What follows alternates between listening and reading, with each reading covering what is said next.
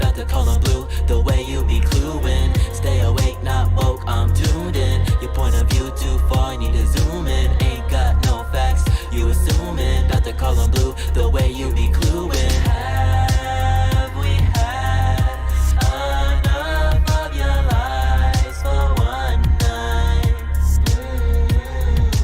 Have we felt enough of our pain to know it's real?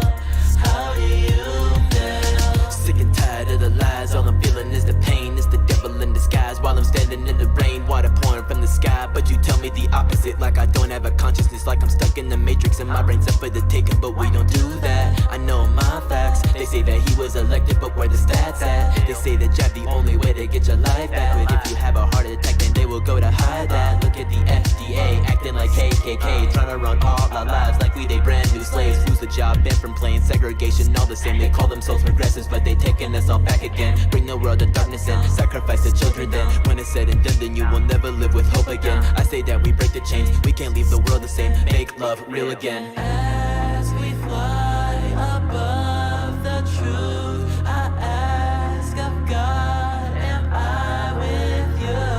I walk the path, go to the light, but still I feel that.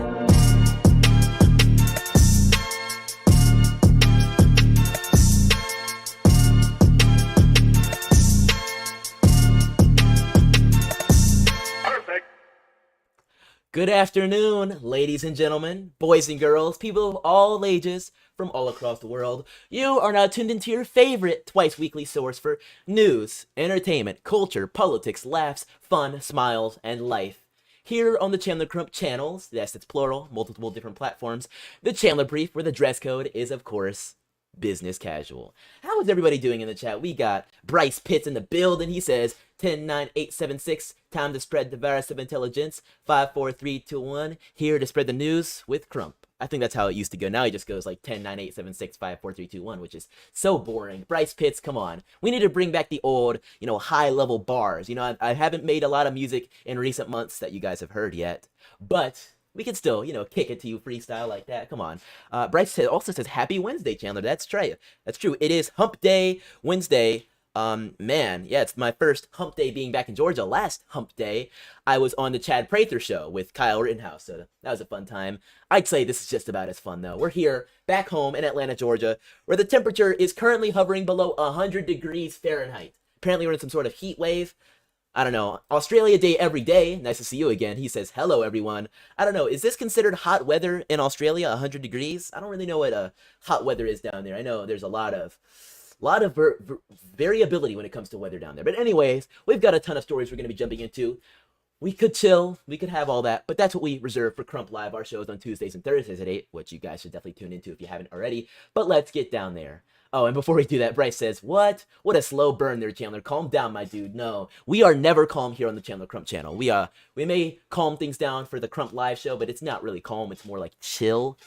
We don't do calm around here. Anyways, let's jump into somebody else who apparently is not doing anything like calm right now, and that is Mayra Flores. Or Mayra? I actually haven't heard. I think it's Mayra. I'll have to check in. That's very disrespectful of me to not know how her name is pronounced, but you guys know I always mess up my pronunciations. But anyways, Miss Flores is a resident of Texas and soon to be the newest House representative from Texas, and a historically Democrat district of which went for Biden by four.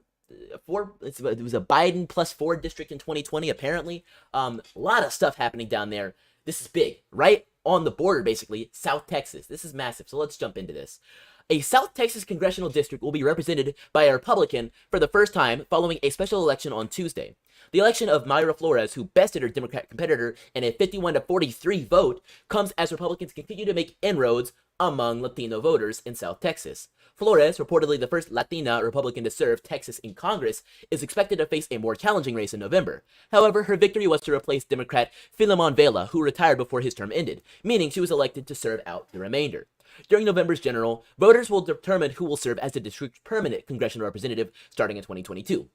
Flores, who is running for this seat in the general, will face off against Democratic nominee Vicente Gonzalez. Gonzalez now serves as a representative for a neighboring congressional district. He is reportedly expected to beat Flores in the election. We'll have to see what happens, though. I mean, if Flores really makes a national name for herself, she could have a bit going for her. And considering it was a Biden +4 district, but in 2022, it's been redistricted a bit, but Biden is looking extremely unpopular. Who knows what's going to happen? Flores' victory comes as Republicans ramp up efforts to court Latino voters amid a slew of polls and elections showing a broader shift among Latino voters away from the Democrats. Yeah, especially considering Democrats aren't even wanting to call them by their name. They're wanting to call them Latinx. In fact, I was watching a show that just came out like yesterday night called Miss Marvel on Disney Plus earlier today before my show. And at the show, they even said, oh, you know, is the person Latino or shall I say Latinx? And I was sitting there like, just nope. Don't call it Latinx. It's not. You can't even say that in Spanish. You can't say Latinx. It doesn't work. Latinx. I don't know who pronounces it. It's stupid. Latino, Latina. You know, there's nothing deeper than that.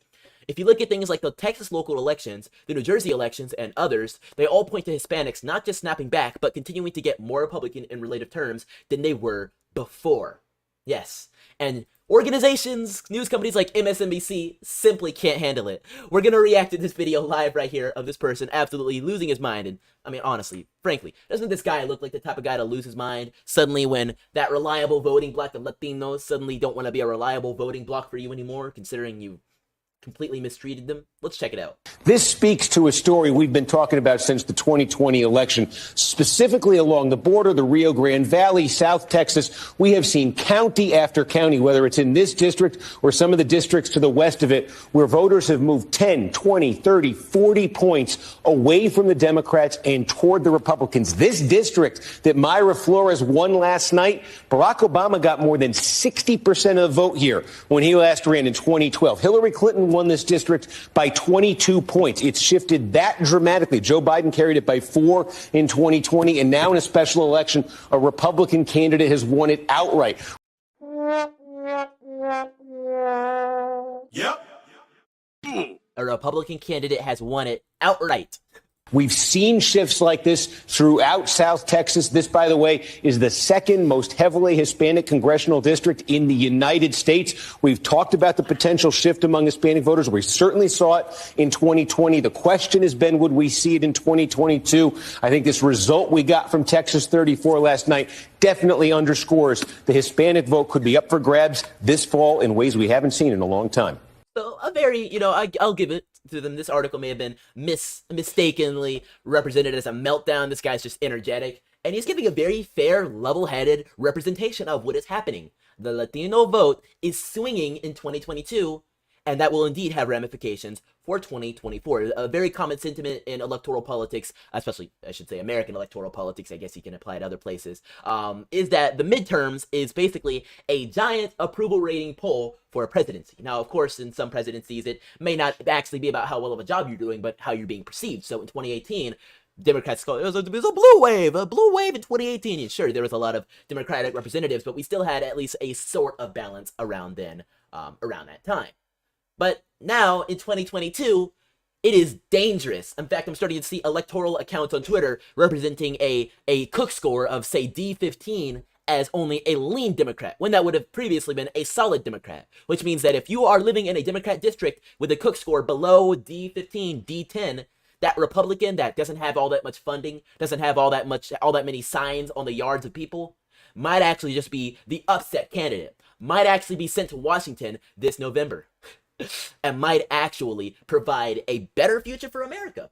Because the sooner we can put a lockstep on the Biden administration and what they're doing, and by lockstep, I don't mean just like, lockstep doing everything they do, but I mean putting a lock on the step of what they can do, letting them topple on their face and fall over, the sooner we can start recovering things here in America.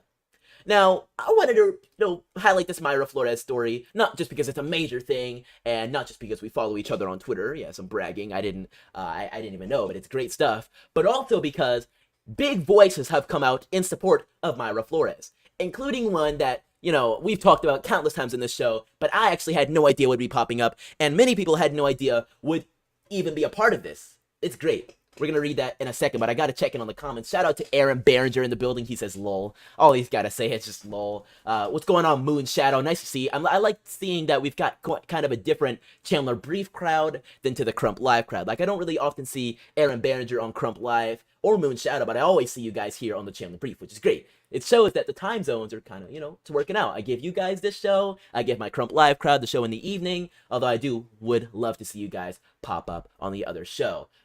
Moon Shadow says shift equals tsunami coming soon. I agree. I completely agree. But this tsunami is being ushered not just by, well, electoral politics and the Biden administration's failings, but also by big people involved in the movement. Like a new face in the movement. Yes, it's Elon Musk. Guys, I think if you made a challenge of me to not mention Elon Musk in one of my shows, like even just one show I don't say his name, it'd probably be a failure. And not because I'm some big Elon Musk fan. Like, sure, I like Teslas. I'd probably get one because, the thought of, doing all that driving myself scares me. I'm a Gen Z in that regard. But, I'm not some big Elon Musk fanboy or anything like that. I think he's cool. I think he's doing great stuff. But, I'm not always like, well, what's Elon got to think about this? But it sure seems like American politics right now is all about Elon. And he revealed that he indeed voted for a Republican in a historic Texas election. This historic Texas election. Yes, Elon Musk proudly voted for Mayra Flores. He says, the world's richest man, Elon Musk, discovered early Wednesday that he voted for a Republican this year for the first time in his life. Better yet, he revealed that he is currently leaning towards supporting Florida Governor Ron DeSantis in the 2024 presidential primary for Republicans and election. DeSantis has not declared his candidacy, but most political observers believe he will run. What did Musk say? Well, Musk's disclosure came in response to news that Mayra Flores had won the special election in Texas's 34th. Not only did Musk reveal that he in fact voted for Flores, but Musk also predicted a red wave in 2022. You can see his tweet right here. I voted for Mayra Flores, first time I ever voted Republican. Massive red wave in 2022. This is legendary. Let's just round of applause, please. Not only is it going to be a red wave, but it's going to be a ultra mega wave. Honestly, and I'm sure Elon Musk might not be so happy to hear that. He's really on the moderate centrist side. I understand that bipartisanship is important, especially when, it's not complete total rule from one party and you want to get things done, which is, it's a good thing. It just so happens moderates make everybody unhappy and don't always get things done. But anyways, that means Musk participated in the historic election of Flores, whose victory flipped a region of South Texas that Democrats have controlled since the 19th century. Yes, that's just crazy. Flores is the first Mexican-born woman to win election to Congress. And her victory suggests the predicted red wave may grow into a red tsunami come November. Musk was able to vote in the election because he is, in fact, now a resident of Texas. Musk confirmed in 2020 that he had moved to the Lone Star State from California. Tesla later moved its corporate headquarters there as well. Musk is highly critical of government regulations that stifle business and the exorbitant costs of living. Two unfortunate aspects of living in California. Meanwhile, Musk then went on to say, after somebody asked him, who are you leaning towards in 2024? He said DeSantis. Now, DeSantis has been an interesting figure. He's really seemed to capture basically everybody on the outskirts of the Trump crowd. Either Trump supporters that were too moderate for Trump, they're like, oh, I think he's doing too much here, too much there.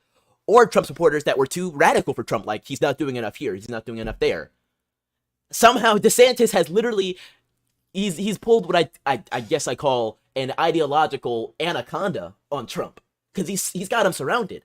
So the Trump base is really just people that are not as extreme as the people over here, but not as moderate as the people over here. Like, I don't know how Elon Musk is talking about supporting DeSantis, considering DeSantis has spoken out with, like, don't say gay, or, that's the most popular name for it, but the parental rights and education bill, other things that Ron DeSantis has spoken out against that President Trump hasn't really talked all that much about, or didn't when he had the chance, and now all he can do is post away on Truth Social about it, which Truth Social is great, but it's not Twitter, unfortunately. But he also is seeming to capture the crowd of people that are like, well, I don't like what Trump is saying, or I don't like this that Trump is doing. Like maybe an Elon Musk who, as much as he's talking about being based and posting some really great memes and doing some great stuff with Twitter, he's not an ultra mega. He's just not. He's kind of more of the normie side. I don't know how he's able to capture DeSantis.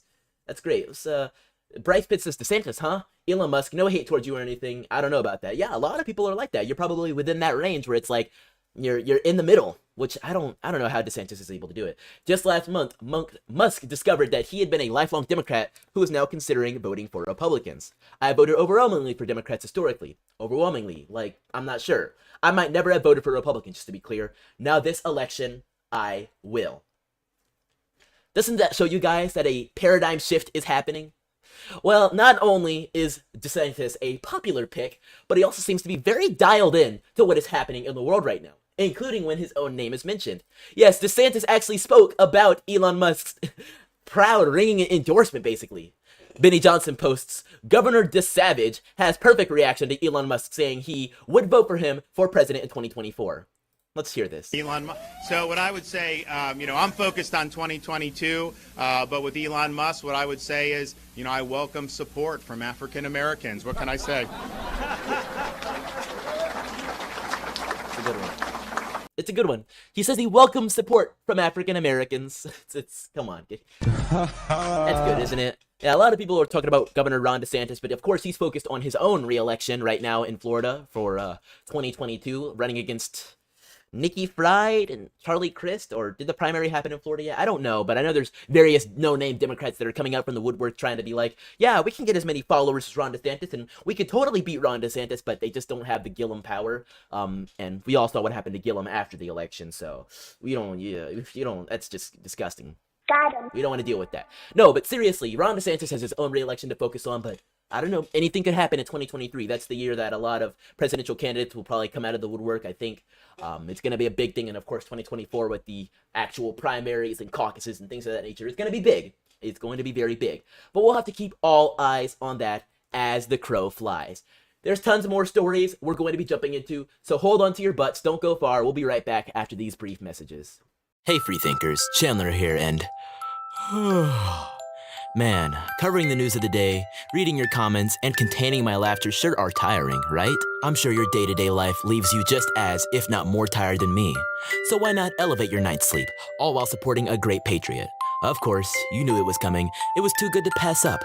MyPillow is your ultimate night's sleep. Pillows, blankets, sheets, mattresses, mattress toppers, pajamas, loungewear. As you can hear by me droning on in the background, the list of MyPillow products is long and varied, and sometimes, dare I say, ridiculous. But it all goes towards an amazing cause, all the while giving you the best night's sleep in the whole wide world. Mike Lindell is an amazing patriot and a man I've met a few times myself. I can tell you, he's just as real in person as he is online. He has an inspiring story of recovering from addiction and is a true warrior. You could tell just by how hard the media comes after him. The best way to stand by Mike Lindell, stand by the patriots who have been canceled, and to stand by your wife or husband who would love to wake up in the morning to a non-cranky mess, go to MyPillow.com and use code CRUMP, that is code CRUMP, for your very own discount today. Now, let's get back to the show. And get back to the show you will, right after you go to MyPillow.com and use code CRUMP for your very own one of these super comfortable pillows, of course. But anyway, speaking of somebody who should really be getting a whole lot of rest right now, we have some breaking news. Do I have a sound effect that's really good for breaking news? I think that one's gonna do. That's a good one. That one too, maybe. We have some breaking news coming from a certain man who is deserving of all your praise and respect, and if you dare disobey him, you should be sent to the gulag. And no, I'm not talking about Joe Biden, although if you guessed that one, I would say you're not too far off the mark. No, it is Dr. Anthony Fauci. He has indeed tested positive for COVID-19. According to the National Institute of Health, the NIH has confirmed Dr. Fauci has tested positive.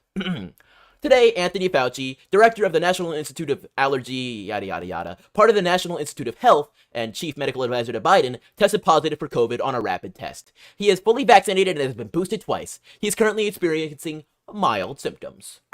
Dr. Fauci will isolate and continue to work from home. He has not recently been in close contact with Biden or other senior government officials. Fauci will follow the COVID-19 guidelines for the CDC and medical advice from his physician and return to the NIH when he tests negative. Isn't that funny, guys? Isn't that just... No matter how many vaccines you shoot up with, it never seems to really be enough to protect them from catching COVID. Do we all remember what the beginning of the infamous song "Let's Go Brandon" said? Let me pull it up real quick. I can't play too much of it or I might get struck down. But the first few seconds of the song "Let's Go Brandon," Biden says something very interesting. Various shots that people are getting now cover that. You're okay. You're not gonna get COVID if you have these vaccinations. You're not gonna get COVID if you have these vaccinations. Stop the cap. I only have one thing to say to that. Somebody gotta do it. Hey, let's go, Brandon. Oh, that's all. That's all. Let's go, Brandon. Seriously. You're not gonna get COVID if you have these vaccinations. Seriously. Somebody says at least he'll finally get that natural immunity he said isn't good enough. If you get the vax before getting COVID, you don't get natural immunity. So sad. That's just... Everyone is talking about this Dr. Fauci thing, and I think what I'm gonna do real quick is just look up Dr. Fauci for y'all and just see what people are saying on Twitter. Dr. Fauci, who has received 4 COVID shots, just tested positive for COVID. People spreading the news. Occupy Democrat says the 81-year-old medical hero who guided the United States through the pandemic tests positive for COVID for the first time. Retweet to wish Dr. Fauci a speedy recovery. Well, it's got 1,200 retweets, so I guess people are wishing him a speedy recovery. Why do Republicans hate Dr. Fauci when the worst thing he ever did was try to keep them alive? One more time. Stop the cap. People talking about 4 shots. Has the White House blamed Putin or DeSantis for Dr. Fauci catching COVID yet? Oh, I know what I need to do. I need to check Grand Old Memes real quick. See if he's posted any Fauci memes. Although this one is actually really good right here. COVID loves Fauci. Let's see, Grand Old Memes. You got anything for me? I hope he does. He's the meme plug always.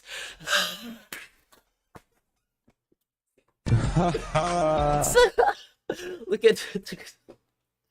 There's so many layers to this meme. I assume it's from like some movie or something. Okay, look at this. So it's Dr. Fauci with 1, 2, 3. That's at least a dozen masks, and he's holding the AK-47 in the most stupid way. And he's got the COVID particle at the end of the rifle because obviously he's going to war and he's gonna fight somebody with COVID. But then right behind him, COVID with the reverse, the Uno reverse. That's a good one. That's a good one. Shout out Grand Old Memes. What else we got? I think that's something about something else. There's gonna be a red wave soon of voters, right? Oh gosh, that's terrible. I don't think he has any more Fauci memes. Grand Old Memes, we need more Fauci memes. We need them. We need them. That was an hour ago. We need more Fauci memes. And one other thing we need more of, people, about Fauci, is spreading the truth about Dr. Fauci. We need to save the puppies. So if you or somebody you know is interested in saving the puppies from destructive and deadly Dr. Doomsday Fauci, then make sure you go to chandlercrump.com and hit up the merchandise store and check out our shirt proclaiming that we need to arrest Fauci for killing puppies. I said it in a song. You may or may not have heard it. But either way, this is the shirt you need to get. It's got the bloody paw print. It's going to spread awareness. People are going to be like, what do you mean arrest Fauci for killing puppies? You could turn around and show that, well, he's a killer. He killed them dang puppies. We all know the truth. And then direct them to the real news about it because it was a crazy thing. So if you or somebody you know loves animals, or really despises Dr. Fauci, either one or both, definitely if it's both, then make sure you go to chandlercrump.com and check out our shirt about these dang gas prices, about this dang Dr. Fauci, all of it available right now for you. Aaron says, the Zoomer is strong with Chandler, not knowing these classic memes. Yeah, I don't know what that's from. Fact check me. Somebody says, does anybody have the what it's from? What's this from? Aaron Behringer. I know, you're only like 26, dude, aren't you? You're not that much older than me. Okay, maybe like 9 years on me. Okay, whatever. No, but seriously, what is this from? You know, pop quiz. We've got a bunch of film buffs on this chat. Everybody always knows what these things are from. This one's harder because it's not an actual movie, or it's not like an actual video, I should say. It might be from a movie. So somebody give me here. Aaron says Crump over here trying to get Kriglered. Oh no, not Krigler. Don't do that to me. Looks like Australians should start learning Mandarin. Says hip hop thinker. It's Zergface. It's a classic template. Really? Wait, somebody said that a second ago, Zergface. Who said that? It was, Bryce Pitts, right? Oh, no, Aaron says that's a top-tier Zergface meme. What is Zergface? Let me just do some quick live research. I've never heard of that. Is that like a... Oh, no, it's just a type of meme, not a movie. Interesting. Interesting. It looks familiar. All right, well, thank you for that brief history lesson on meme culture. That's really showing my age right there. But there's a lot more things that need to be shown today, including how terrible our financial situation is, especially in relation to these dang gas prices and just how desperate things have gotten. The United States is now going to be selling up to 45 million barrels of oil from reserve as part of his historic release. Yes, we have an oil reserve, strategic oil reserve for usually times of war or times of extreme emergency. And it is now being released by Biden and the Department of Energy right now because we are in such a bad place. The Department of Energy on Tuesday said it was selling up to 45 million barrels. Not billions, but billions. I gotta play the sound effect just to show you how crazy it is. From the Strategic Petroleum Reserve as part of the Biden admin's previously announced largest ever release of the stockpile. Deliveries of crude from the SPR sale would take place from August through September, the Energy Department said. The Biden admin said in late March it would release a record 1 million barrels of oil per day for 6 months from the Strategic Reserve, held in a series of hollowed-out salt caverns on the coast of Louisiana and Texas. The release was meant to help control oil prices that spiked after Russia, one of the world's largest petroleum producers, invaded Ukraine, and as the West imposes sanctions on Moscow, but also various other issues as well. Prices for global benchmark Brent crude have marched higher since the March 31st announcement to trade above $120 a barrel. The rise has come as a few global oil producers have spare capacity while consumers emerging from the pandemic drive fuel demand. It is literally everything I've been talking about for the last few months. Supply and demand. It just so happens that we have a dwindling supply due to this, the war in Ukraine. That's one big thing, and all these sanctions because we gotta destroy Russia. But also this pandemic. All these things we did that shut down our country, shut down the world. Everybody else seemed to be doing just fine. We never heard of a big deal of COVID in the Middle East, did we? I have never seen any Middle Eastern person wearing a mask walking through some market. Now, I may just be, uninformed. Sometimes they wear facial coverings of other sorts, usually for sand, but, I never saw them dealing with the pandemic over there. They seem to be just fine. Anyways, Biden officials said the oil price could be higher if the SPR had not been tapped, but the release has also driven the level of the reserve to the lowest point since '87, adding to worries about tight global markets despite the United States having more in the stockpile than required under international agreements. Oil contracts from previous sale announced on May 24th were awarded to 9 companies, including Valero, Exxon, and a few others. So it's clear to see we're in a very precarious position. So much so that people in the White House, like Peter Doocy, are going to want to ask, or I should say the White House press room, are going to want to ask, what the heck is going on? Please tell us what you know. So Peter Doocy says, how much lower can we let the strategic reserve get before it becomes an issue? Let's hear it. But as a national strategic issue, then, how is it how much lower can we let the strategic petroleum reserves get before that becomes a problem? I think I would refer to the president's energy advisors on something like that, Peter. I don't know what the inventory is, but I do, remind, and I think this, the president did tap into the strategic oil reserves to try to relieve some of the pressure at the pump, and he'll use a range of tools available to him going forward. I think that's about the best I can do on that. These people are so disconnected from reality that all we can do to explain what is happening, how bad is it going to get, it's just by saying, well, this is what Biden has done, and this is what it's supposed to do. Was it actually going to do it? I'll have to circle back with you on that one. Circles back, the answer is... Nope. I don't know. I don't know what to tell y'all. Meanwhile, throughout this entire crisis that Americans are feeling so terribly, I don't mean to shill for the shirts again, but these gas prices are soon going to be a reality. $9.19 for regular, $9.69, $9.99. We know who did that. Get the shirt, chandlercrump.com. But environmental groups are saying, well, you've got issues, bump that. We've got to save the environment. Because apparently that's what needs saving right now. Environmental groups are now suing the Biden administration over them finally caving to opening Western drilling permits. Yes, because they're like, no, don't dig for oil, don't dig for natural gas, don't you dare do that. 3 environmental organizations on Wednesday sued the Biden admin for granting thousands of fossil fuel drilling permits. In a lawsuit filed in the Federal District Court in D.C., plaintiffs accused the Bureau of Land Management, so aptly named BLM, of violating the Endangered Species Act, the National Environmental Policy Act, and the Federal Land Policy and Management Act by granting 3,500 permits in Wyoming and New Mexico. The plaintiffs, which are various woke individuals, argue that the wells in question are an imminent threat to their respective ecosystems and more than 150 at-risk species. The plaintiffs project the completed wells will emit between 400 and 600 million metric tons of carbon dioxide over their lifetime.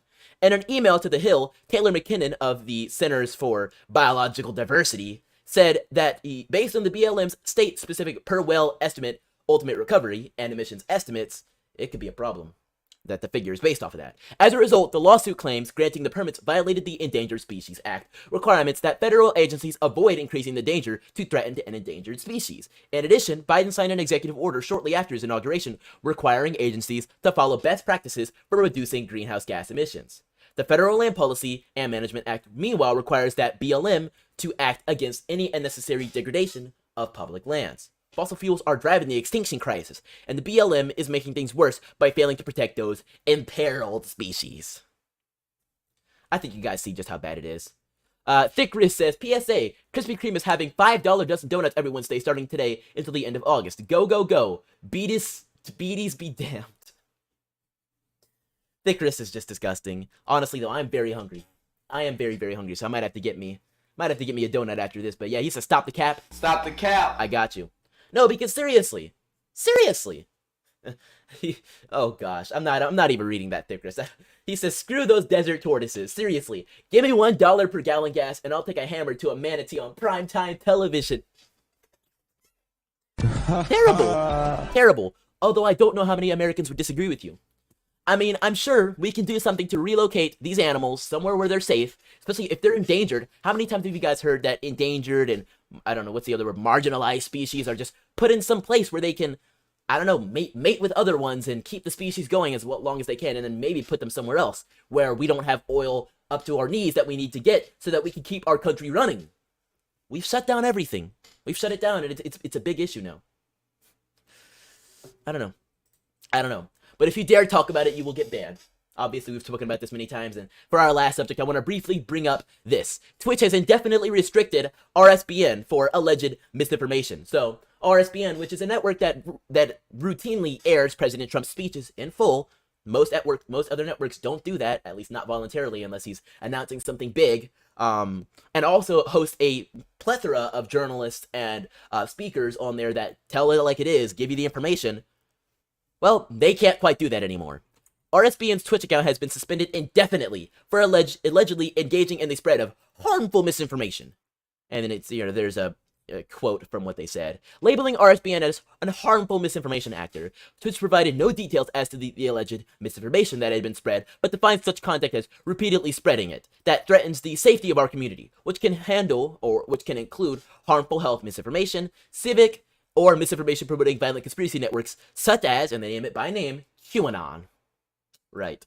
The live streaming service also noted that the conduct in question had not occurred on its platform, but off Twitch service, they didn't even stream it. It's all cap. Stop the cap. Stop the cap. Twitch did not send any notices to RSBN prior to the ban. The suspension comes at a time of increased censorship of conservatives across big tech and social media platforms, with Marjorie Taylor Greene recently introducing legislation to address the issue by abolishing Section 230. If only we had a lot more warriors like Marjorie Taylor Greene. Although it seems like maybe in November we might. Circling all the way back to the beginning of the show, big shout out and congratulations to Myra Flores for winning her seat. Let's hope she can fight even harder and maybe even keep it in 2022, later this year I should say, in November. Best strategy for that? Fight like heck. Don't let them take an inch. Get out there on the national field. Make your voice heard. Be a star. Honestly, you're a star. You're gonna get there. Stand with Marjorie Taylor Greene, Paul Gosar, and other House representatives that are really tearing down the House. And I think you might just get it, because I think these Latinos are sick and tired of Latinx, are sick and tired of illegal immigration, because a good amount of them are legitimately just as, if not more, against illegal immigration than the average MAGA base, and are sick and tired of these woke Democrats proclaiming to them that, yes, it is your Latinx safe space, let us take your guns and abort your babies, and teach the ones that do actually get born that there are 30, 40, 76 genders. They're sick and tired of it. So we can stand up, we can make a change, we can fight back, and we can make a change here in this country, here in that district, and I think it's going to be a great thing. I want to give a big shout out to everybody who's tuned in, everybody that supported the show. I want to make sure that we're not missing out on any donations or new additions to the Hall of Heroes. If you guys are interested in supporting and joining the Hall of Heroes, supporting our channel, then make sure you go to donorbox.org/support-channel or consider a one-time or even monthly donation to support our content and join our donor wall, also the Hall of Heroes right above me. So shout out to Michael, Dad, Aaron, Shanna, Steve, Aaron again, Grace, all of our different people. Oh, it's a different Aaron Behringer, and then there's Aaron L, I believe. So shout out to all of our folks. I really appreciate it. everybody who's tuned in and supported us. Even if you do it after the show, I'll still make sure to go back and give you a shout out. We also, of course, support Cash App donations, so if you do that, like John L. did yesterday evening, you can also join the Hall of Heroes right there. Aside from all that, thank you guys so much for your support. I really appreciate it. We'll be back once again tomorrow as we wrap out the week, Thursday at 8 for Crump Live. So make sure you don't miss out. We'll be back. Plenty of cool stuff coming very soon. Plenty of cool announcements. I think there's going to be big news later this week. But aside from all that, I'll hit the wrong button. I'll catch you next time, free thinkers. Don't forget to spread the rest of intelligence. Peace out.